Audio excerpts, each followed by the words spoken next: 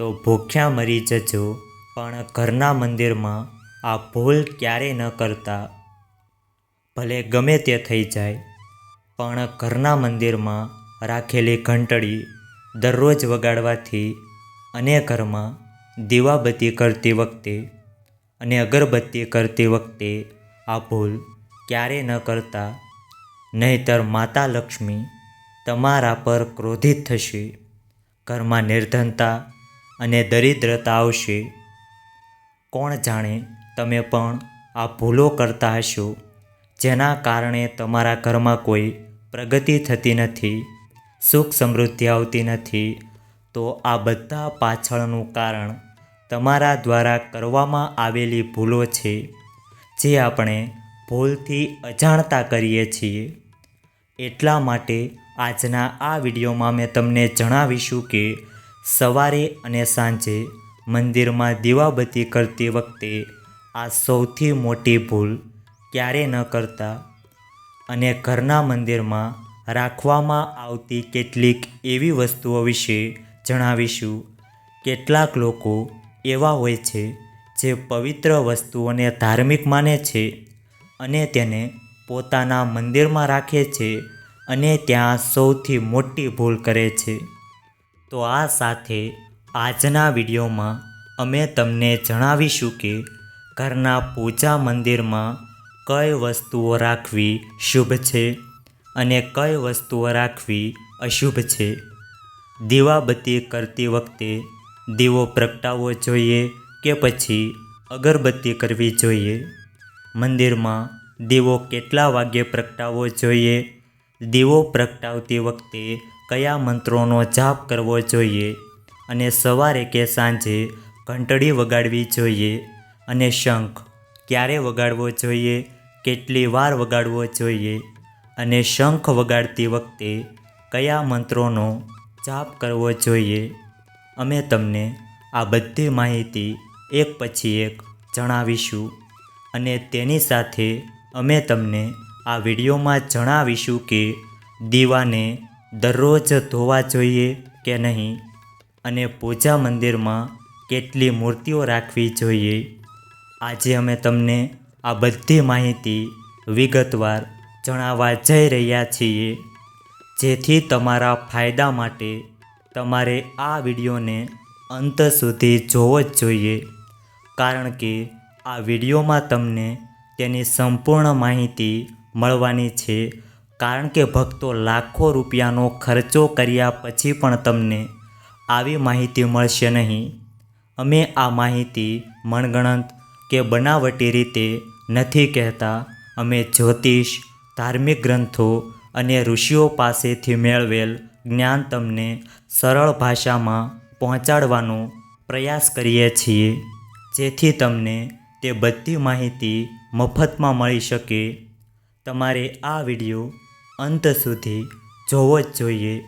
ભક્તો, હું તમને એક બીજી વાત કહી દઉં કે એક વ્યક્તિએ મને કોમેન્ટ બોક્સમાં પૂછ્યું હતું કે અમે ઘણી પૂજા કરીએ છીએ, પણ પૂજાથી મને કોઈ લાભ મળતો નથી અને મારા જીવનમાં ખૂબ જ સમસ્યા ચાલી રહી છે. તો હું તમને આ વિડીયોમાં આ પાછળનું કારણ પણ જણાવીશ. એટલા માટે તમે આ વિડીયો છેલ્લે સુધી જોતા રહેજો.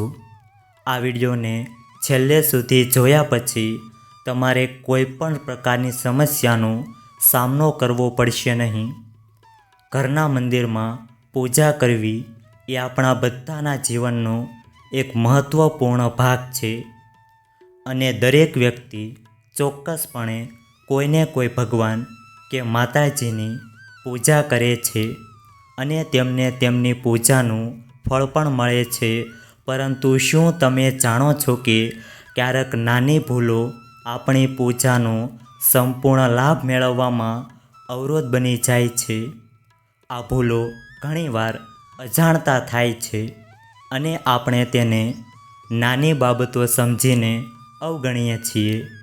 આપણા શાસ્ત્રોમાં આ બાબતોનો ખાસ ઉલ્લેખ કરવામાં આવ્યો છે, જેથી આપણને પૂજાનો સંપૂર્ણ લાભ મળી શકે. આજના વિડીયોમાં આપણે ઘરના મંદિરમાં દીવા અને ઘંટડીઓના યોગ્ય ઉપયોગ અને કાળજી વિશે વાત કરીશું. શું દીવા દરરોજ ધોવા જોઈએ કે અઠવાડિયામાં 1 કે 2 વાર?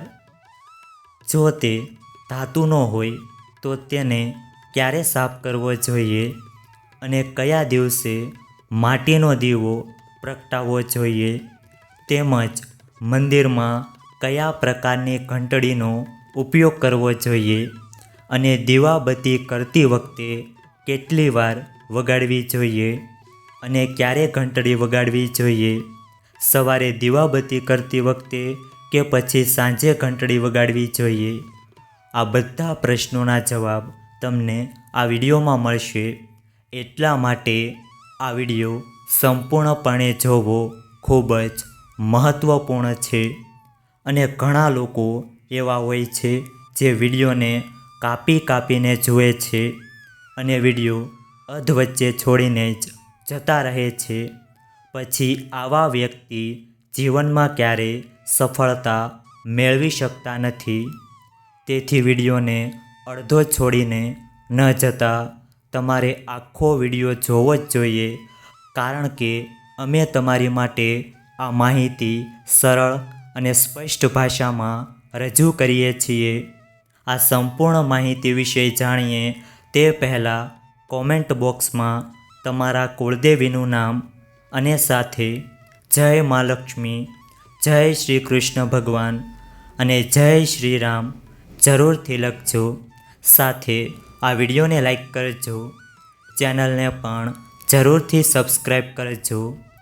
સૌ પ્રથમ આપણે માટીના દીવાથી શરૂઆત કરીએ. તેનો ઉપયોગ ઘણીવાર દિવાળી અને અન્ય ધાર્મિક તહેવારો અથવા તો પૂજા વિધિઓમાં થાય છે. તેને ઘરના મંદિર કે દરવાજા પાસે પ્રગટાવવો ખૂબ જ શુભ માનવામાં આવે છે. પરંતુ જ્યારે તેને મંદિરમાં રાખવામાં આવે છે ત્યારે તેની સાથે જોડાયેલી પરંપરાઓ અલગ થઈ જાય છે. માટીના દીવાને શુભતાનું પ્રતીક માનવામાં આવે છે. તમે તેનો ઉપયોગ તમારા ઘરના મંદિરમાં કરી શકો છો, કારણ કે તેનાથી કોઈ પણ પ્રકારનો વાસ્તુ દોષ બનતો નથી.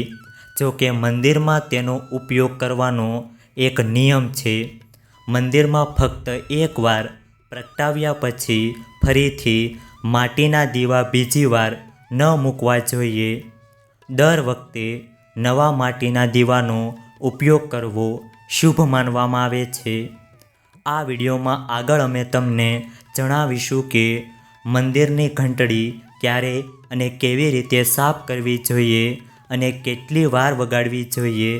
તો કૃપા કરીને વિડીયો અંત સુધી જુઓ. જો આપણે ધાતુના દીવાઓ વિશે વાત કરીએ તો તમે જોયું જ હશે કે લોકો પિત્તળ કે તાંબાના દીવા વાપરે છે. તેઓ માત્ર દેખાવમાં જ સુંદર નથી, તેમનું ધાર્મિક મહત્ત્વ પણ છે. જો તમે પણ તેનો ઉપયોગ કરો છો તો તેમની સફાઈ ખૂબ જ મહત્ત્વપૂર્ણ છે. આને દરરોજ ધોવા અને સાફ કરવા જોઈએ અને શ્રેષ્ઠ રસ્તો એ છે કે તેમને ગંગાજળથી શુદ્ધ કરવામાં આવે. દીવાને ગંગાજળથી ધોવાથી દીવાની પવિત્રતા અને ઘરમાં સકારાત્મક ઉર્જા જળવાઈ રહે છે. આ આદત દરરોજ અપનાવો, કારણ કે અઠવાડિયામાં 1 કે 2 વાર તેને ધોવાથી તે સંપૂર્ણપણે શુદ્ધ થતો નથી.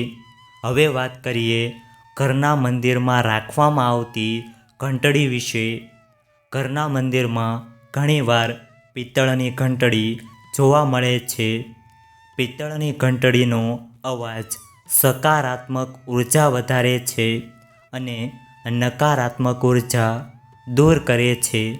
ધ્યાનમાં રાખો, ઘંટડી ક્યારેય દક્ષિણ દિશામાં ન રાખો, કારણ કે તે અશુભ માનવામાં આવે છે.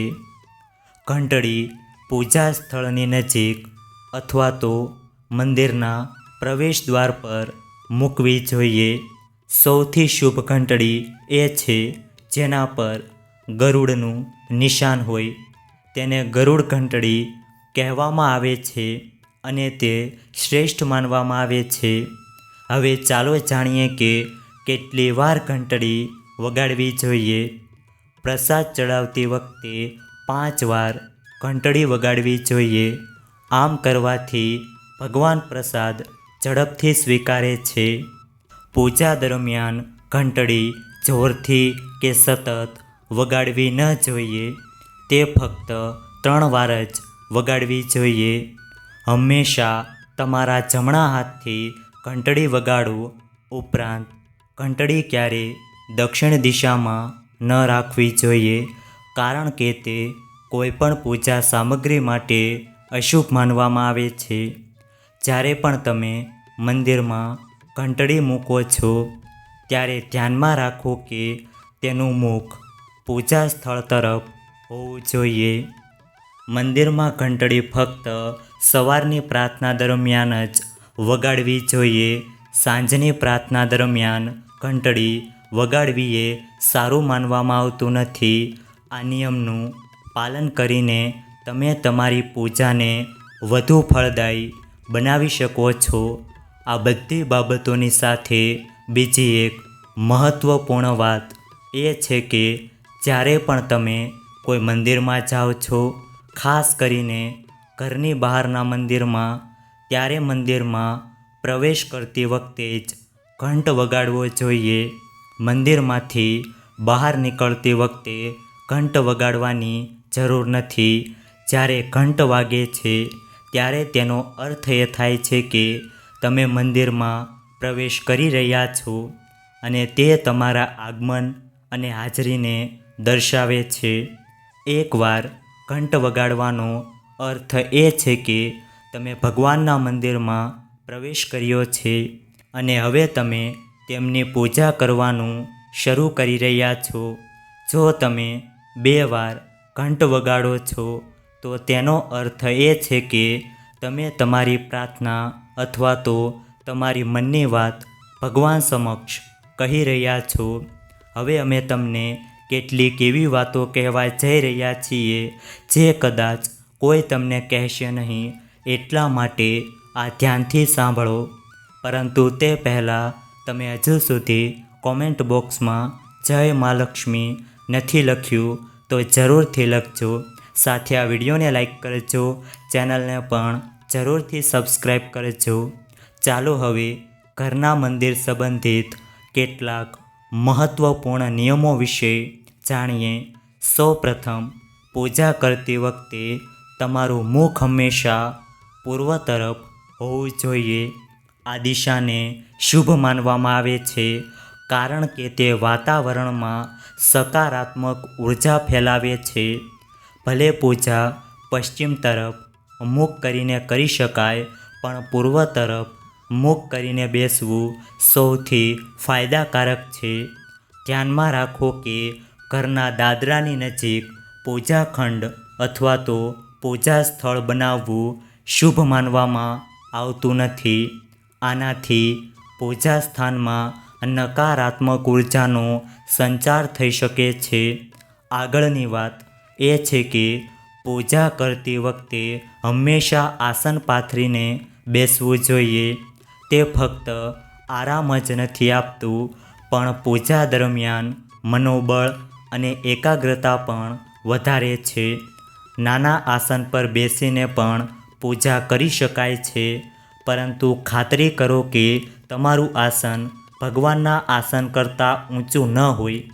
આ રીતે પૂજા કરવાથી ભગવાન પ્રત્યે ભક્તિ અને આદર દેખાય છે. પૂજા ખંડમાં કે ઘરના મંદિરમાં ભગવાનનું આસન હંમેશા ઊંચું હોવું જોઈએ.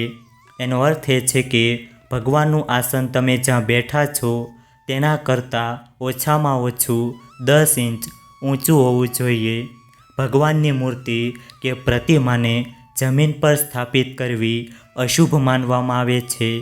તેથી પૂજા સ્થાનમાં સકારાત્મકતા રહે અને ઉર્જાનો પ્રવાહ યોગ્ય દિશામાં રહે તે માટે દેવતાનું આસન ઊંચું રાખવાનું મહત્ત્વપૂર્ણ છે. પૂજા ખંડમાં વાસી કે સુકાઈ ગયેલા ફૂલો ક્યારે ન રાખવા જોઈએ. પૂજામાં આ ફૂલોનો સમાવેશ કરવો અશુભ માનવામાં આવે છે. પૂજામાં હંમેશા તાજા ફૂલોનો ઉપયોગ કરો.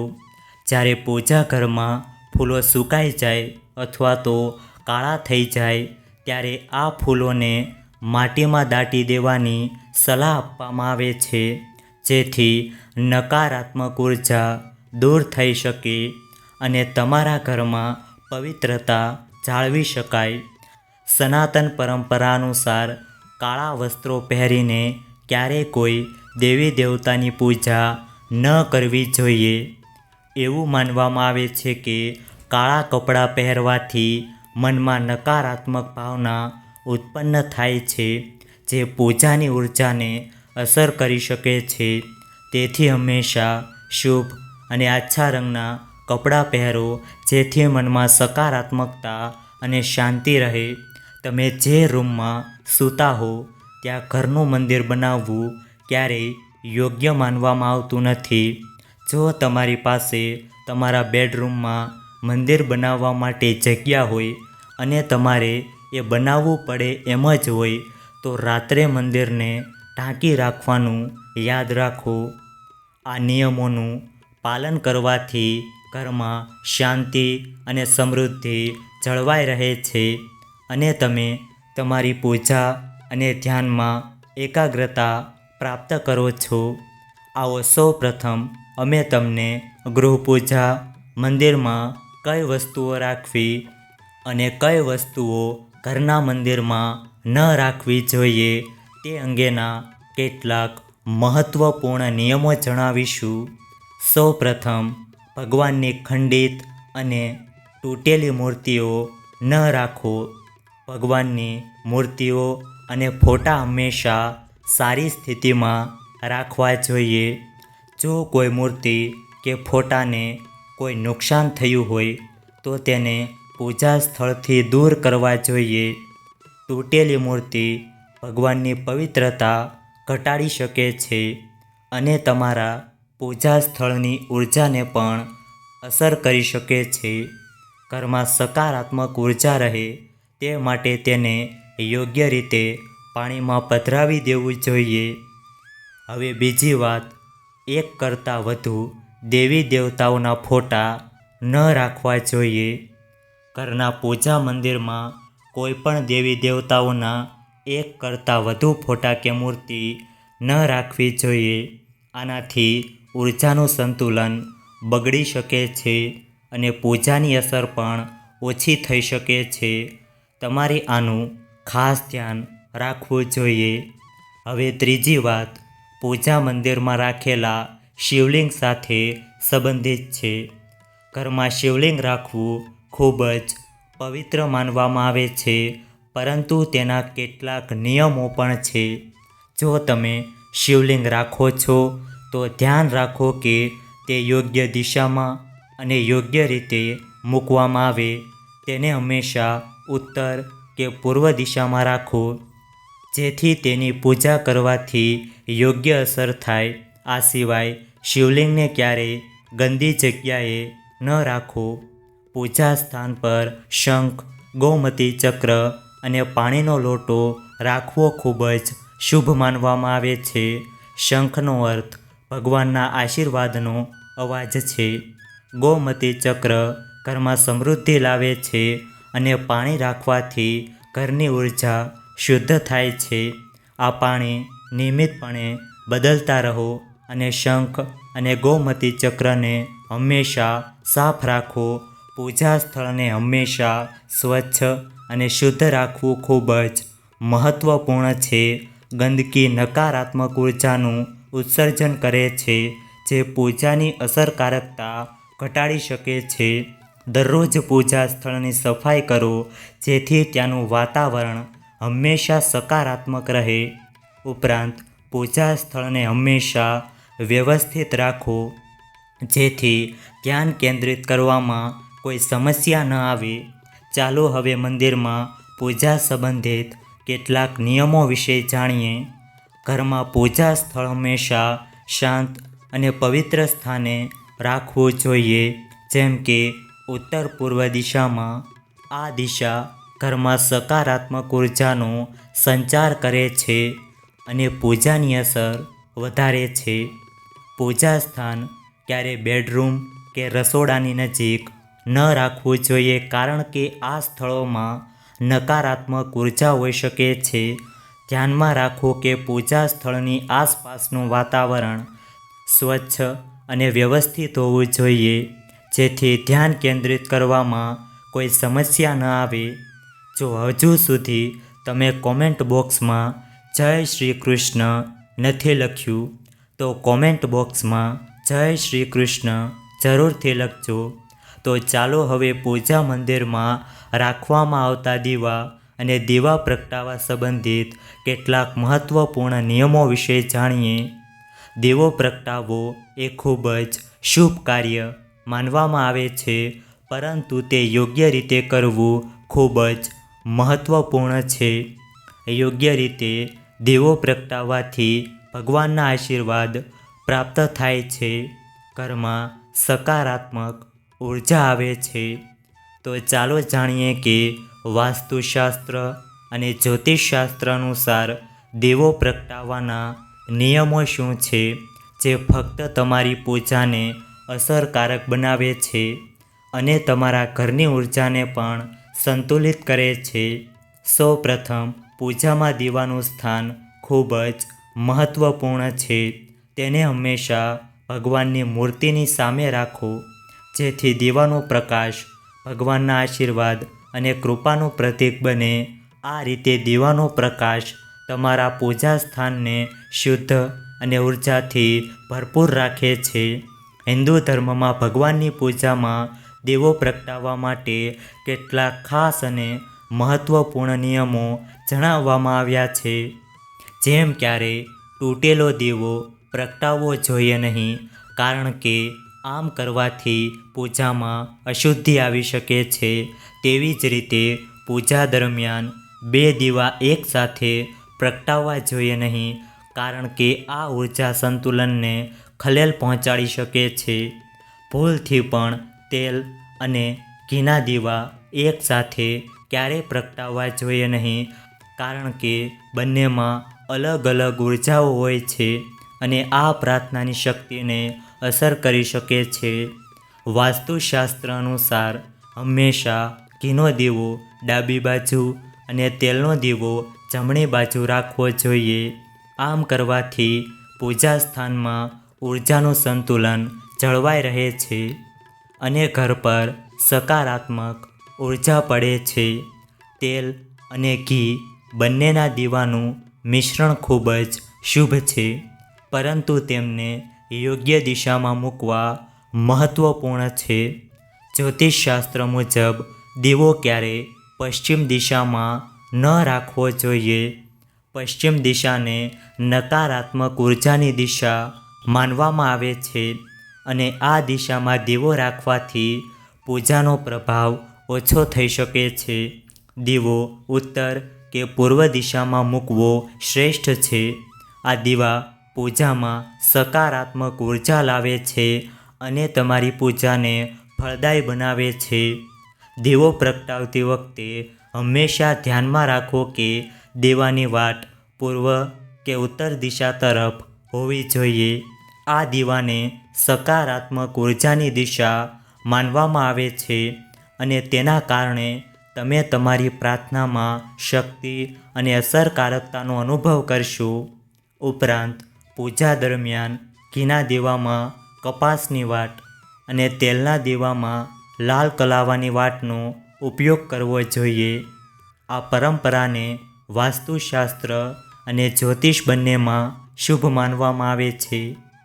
કપાસની વાટથી બનેલા દીવાનો પ્રકાશ સ્પષ્ટ અને સ્થિર હોય છે, જ્યારે લાલ કલાવાથી બનેલી વાટ પર્યાવરણમાં સકારાત્મક ઉર્જાના પ્રવાહમાં મદદ કરે છે. ઉપરાંત ઘીનો દીવો પ્રગટાવ્યા પછી તરત જ તેલનો દીવો પ્રગટાવવો જોઈએ નહીં. બંને દીવા પ્રગટાવ્યા વચ્ચે થોડો સમય અંતર હોવો જોઈએ, જેથી પર્યાવરણમાં શુદ્ધતા અને સંતુલન જળવાઈ રહે.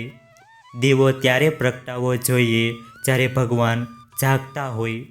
સવારની પૂજા કરતી વખતે દીવો પ્રગટાવવો જોઈએ અને પછી સાંજની આરતી માટે દીવો પ્રગટાવવો જોઈએ.